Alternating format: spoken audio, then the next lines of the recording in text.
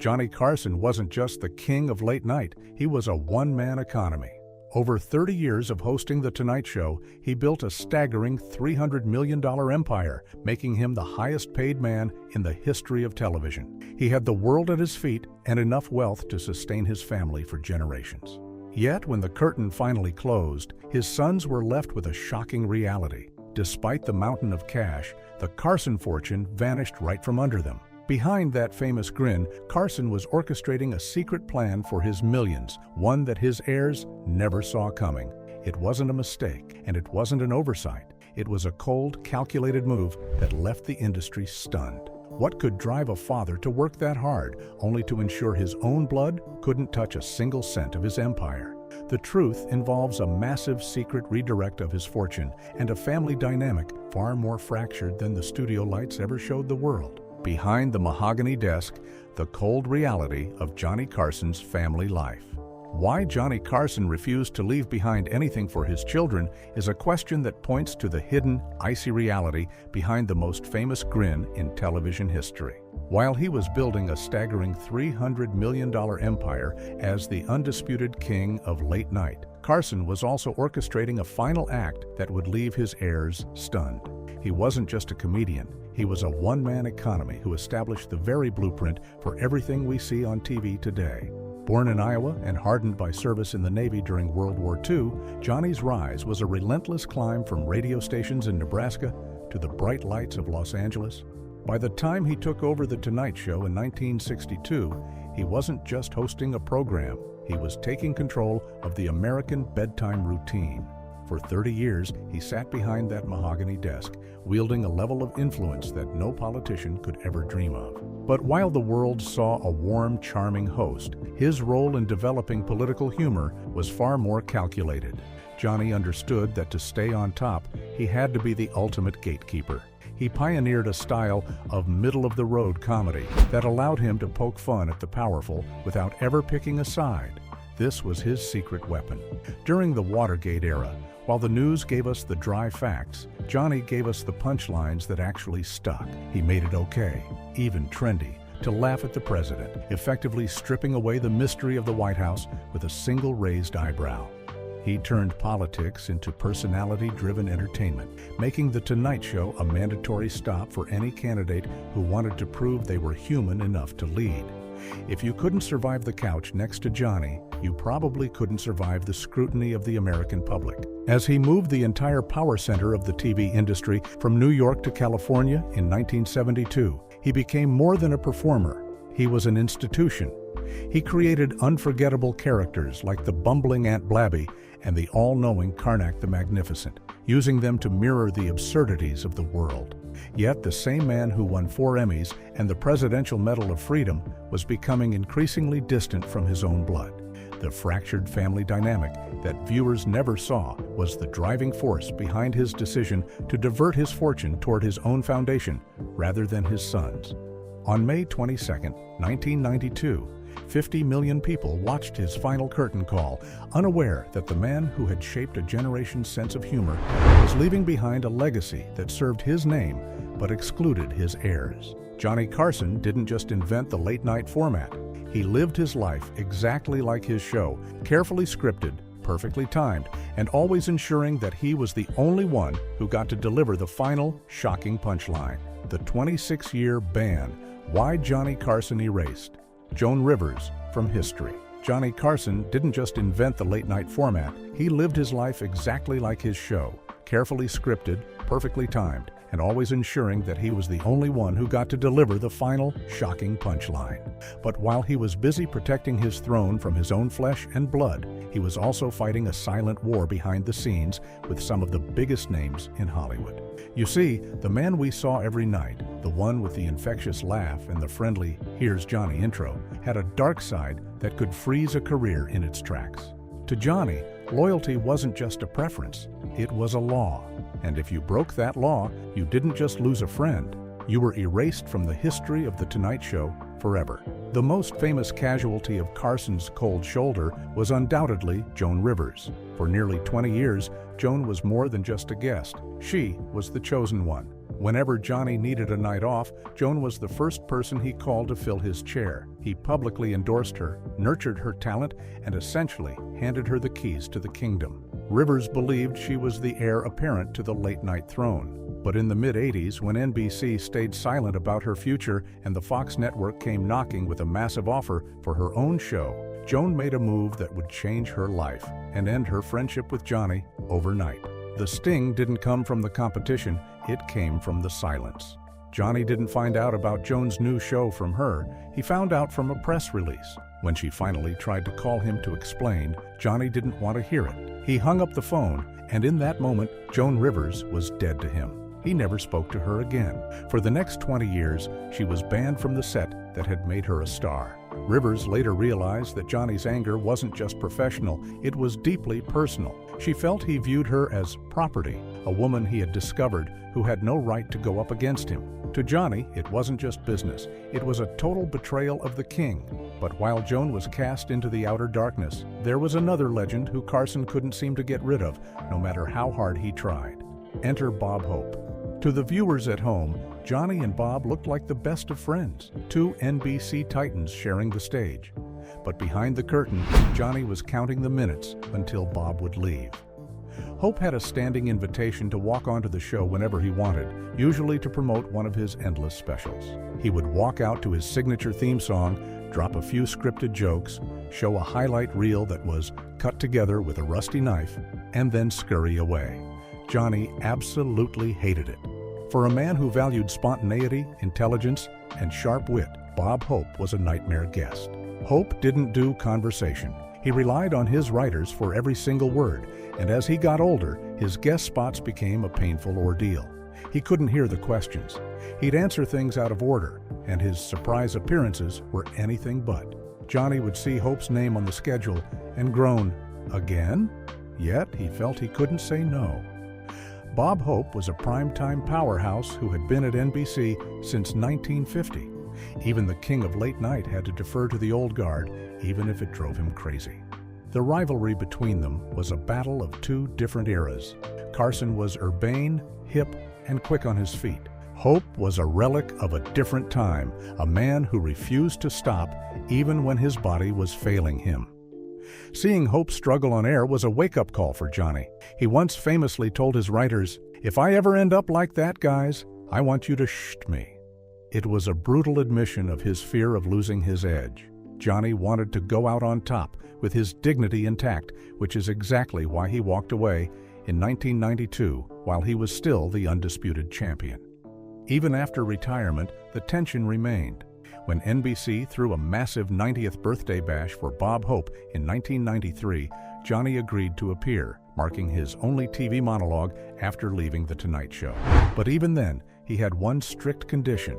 He would only do it if he were the only one doing a monologue. He didn't want Bob to try and keep up and end up embarrassed. It was a rare moment of grace, but it didn't change the facts. Whether it was the property he felt he owned in Joan Rivers or the rival he felt forced to tolerate in Bob Hope, Johnny Carson's world was one of strict boundaries. He was a man who lived in the spotlight but kept his heart in the shadows, proving that in the kingdom of late night, the only person Johnny truly trusted was himself. He built a $300 million empire and a legacy that will never be matched, but he did it by making sure that when the curtain closed, he was the only one left standing on that stage. The boozy rows and silent stews inside the chaotic marriages of Johnny Carson. While Johnny was the undisputed king of the airwaves, his private life was a revolving door of love, heartbreak, and boozy rows that the studio cameras never captured. Behind the impeccable manners and the perfectly tailored suits was a man who desperately wanted connection, yet seemed to find it impossible to maintain. He didn't just have a complicated relationship with his colleagues and his kids. He had a legendary track record with the women who tried to share his life. Johnny Carson was married 4 times, and each marriage offered a new glimpse into the man behind the desk. A man who was often cool, remote, and emotionally detached, even when the cameras were off. It all started back in 1949 with his college sweetheart, Joan Jody Marill Wolcott. They were just 2 students at the University of Nebraska, full of hope and big dreams. Jody was a sorority girl, and Johnny was a Navy vet trying to make it in radio. They had 3 sons together, Richard, Christopher, and Corey. But the domestic bliss didn't last. As Johnny's star began to rise, the pressure cooker of fame started to crack the foundation of their home. Those who knew them described the marriage as tumultuous, filled with long silent stews of resentment and explosive arguments, often fueled by alcohol. By the time Johnny landed the biggest job in television in 1962, the marriage was over. It was a pattern that would repeat. As his career hit new heights, his personal life hit rock bottom. The tragedy of this era followed him for years, culminating in the heartbreaking death of his son Richard in a car accident in 1991, a loss that added a layer of permanent shadow to the Carson legacy. Next came Joanne Copeland, the woman who arguably had the biggest impact on his career. When they met in 1960, she was a stewardess and a TV host herself. At first, she was skeptical. She didn't want to associate with people on daytime TV, but they soon became inseparable. She was the one who pushed him to take the Tonight Show gig, even when he was terrified that the job would cost him their relationship. In a way, she was right. Joanne became Johnny's emotional conduit, taking the brunt of his work stress and his struggles with the bottle. She was there for the move to California, the rise to superstardom, and the transformation of late night. But being married to the king meant playing second fiddle to a television show that demanded everything. When they divorced in 1972, Johnny joked that she left him with nothing but a hairnet. But Joanne walked away with something far more precious: the original tapes of his early shows, which she eventually shared with the world to prove just how brilliant he was from the very start. The same year he divorced Joanne, he married Joanna Holland. It was a classic New York romance. He was flirting like a sophomore at a high-end club, and she was one of the highest-paid models in the city. Johnny was so smitten, he called her every single day at 4:30 p.m. for a year. But the move to California, which Johnny demanded, put a strain on their bond. Joanna wasn't interested in being his career coach like the previous Joanne. She wanted her own life. Once again, the temper that Johnny admitted came out when he drank began to sour the relationship. He confessed in a famous interview that instead of becoming a happy drunk, he became the exact opposite. By 1985, the third marriage had collapsed, leaving Johnny alone in his Malibu mansion overlooking the ocean he loved so much. But the story of Johnny's heart has a final, softer chapter. In 1987, he met Alexis Moss on the beach in Malibu. This time, things were different. Alex wasn't looking for the spotlight, and Johnny was finally ready to step out of it.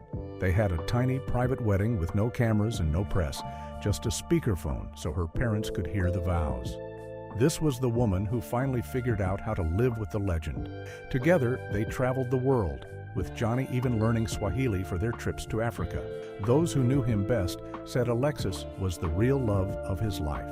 She was by his side through his retirement in 1992 and stayed with him until his final breath in 2005. It took 4 tries and millions of dollars in divorce settlements, but the man who was a stranger to his own children and a terror to his rivals finally found a quiet peace in the arms of the one woman who didn't want anything from him but his time. In the end, Johnny's story is one of a man who could command the attention of 50 million people but struggled to keep the love of just one. He built a $300 million empire on laughter and charm, but the silence in his private life was often deafening. From the boozy rows with Jody to the quiet beach walks with Alexis, Johnny's journey through marriage was a search for the same thing we all want: to be truly seen. But for the king of late night, being seen was a full-time job, and sometimes the man behind the desk was just as much of a character as Karnak the Magnificent. He left behind a world of comedy that he helped create, a foundation worth hundreds of millions, and a trail of broken hearts that eventually led him home. Johnny Carson might have been the king of late night, but in the end, he was just a man from the Midwest, looking for a reason to stay after the applause died down.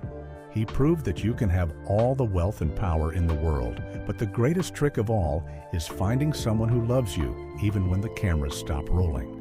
But while Johnny finally found a quiet peace in his final marriage, there was one part of his life where the magic never quite worked. The Ghost of Late Night, why Johnny Carson's sons only knew him on TV. For 30 years, the world saw Johnny as the ultimate father figure. Warm, funny, and always ready with a kind word for the kids who visited his set. But behind the scenes, the reality was much darker. To his 3 sons, Chris, Rick, and Corey, Johnny wasn't a hero. He was a ghost. He was the man who was married to the show, a father who could charm millions of strangers but couldn't figure out how to talk to his own flesh and blood. The King of Late Night had a $300 million empire, but when it came to his family, he was emotionally bankrupt. This is the story of the Carson boys, 3 kids who grew up watching their father give the best of himself to a camera lens, leaving them with nothing but the leftovers of a man who didn't know how to be a dad. The trouble started early, rooted in a marriage to their mother Jody that was less of a home and more of a battlefield.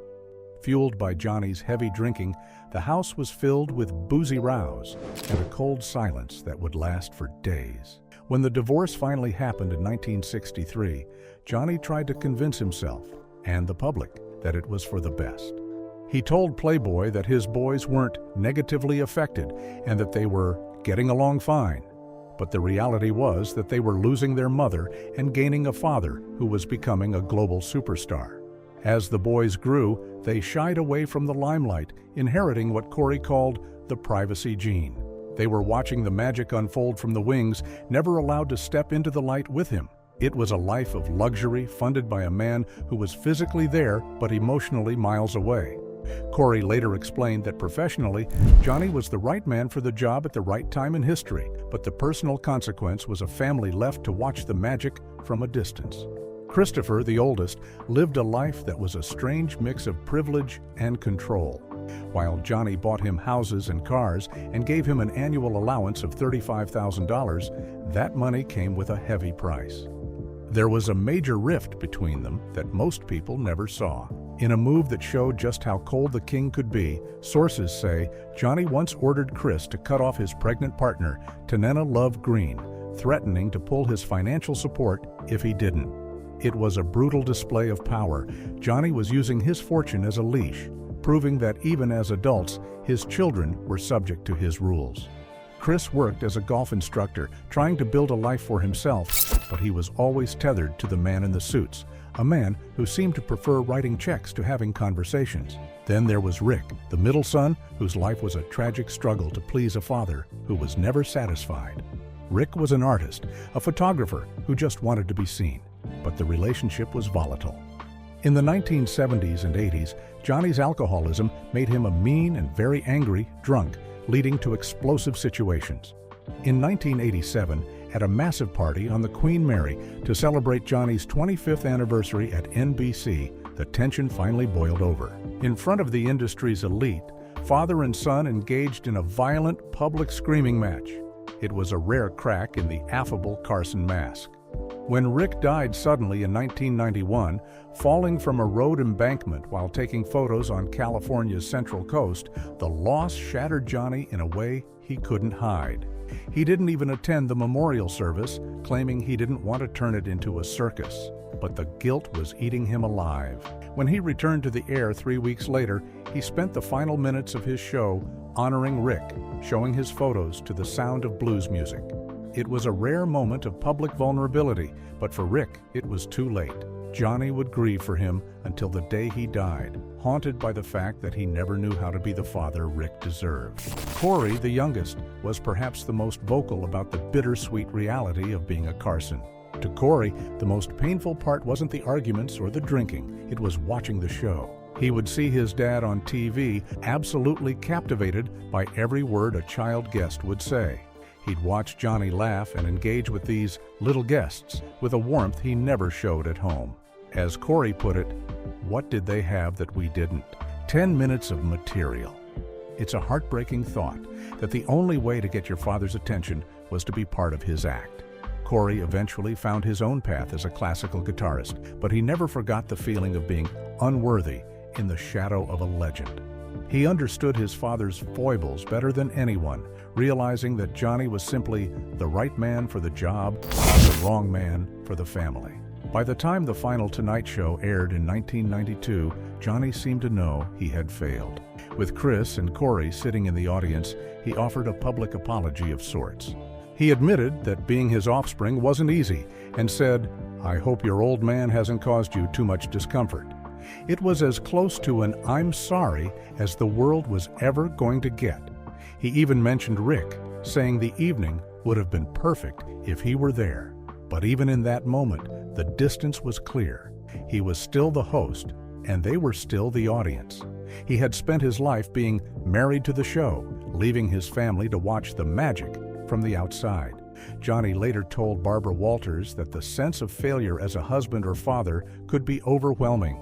His friend Suzanne Plachette noted that the kids had legitimate complaints, but it was those very demons that made Johnny who he was. He was a man who lived for the applause of millions because he didn't know how to handle the quiet love of a few. He built a $300 million empire on his talent, but left his children to navigate a world where they were the kids of a legend, but the strangers of a father.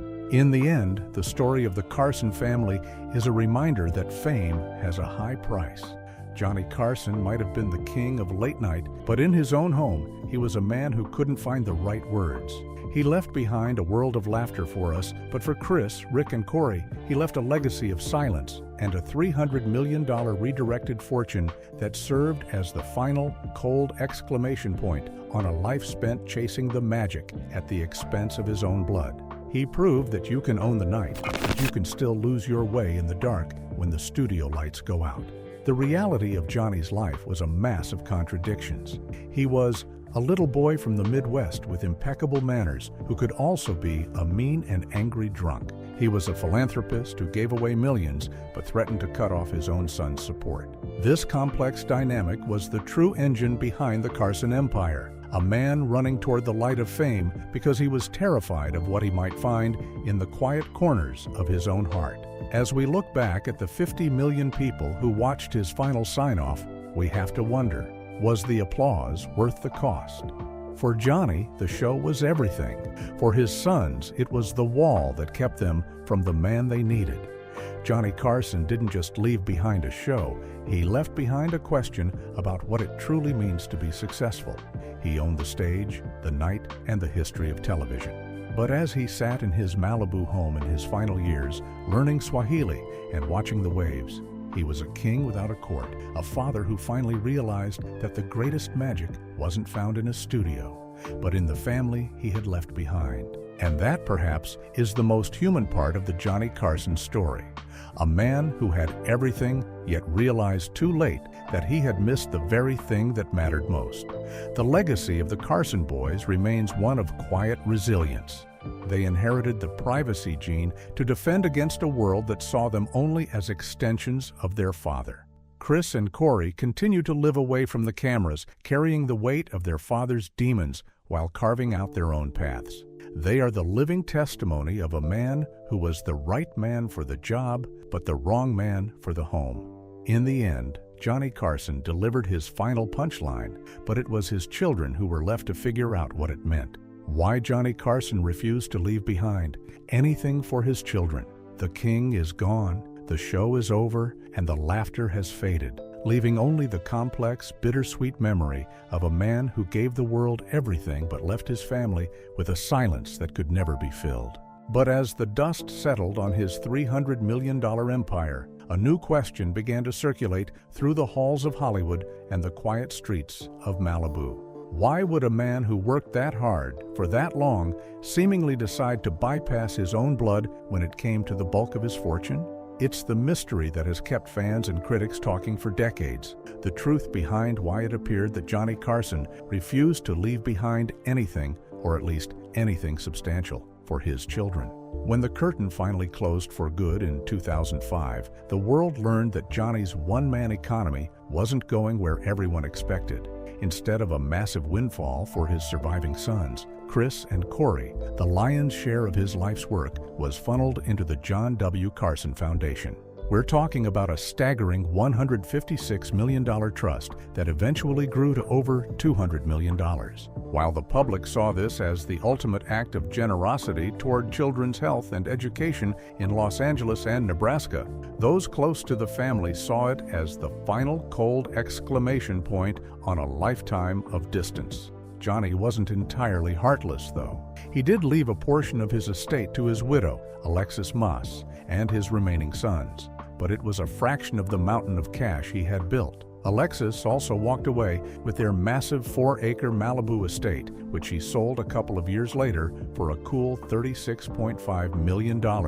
But the message was clear: the empire belonged to the Johnny Carson brand, not the Carson family. His former attorney, Henry Bushkin, once dropped a bombshell when he claimed that Johnny felt his children never gave him anything to be particularly proud of. It's a stinging remark that paints a picture of a father who valued professional excellence over personal connection. Yet, there was a glimmer of humanity in his final years. The tragic death of his son Richard in 1991 seemed to finally wake him up to what he had missed. Just a year later, he walked away from the camera for good.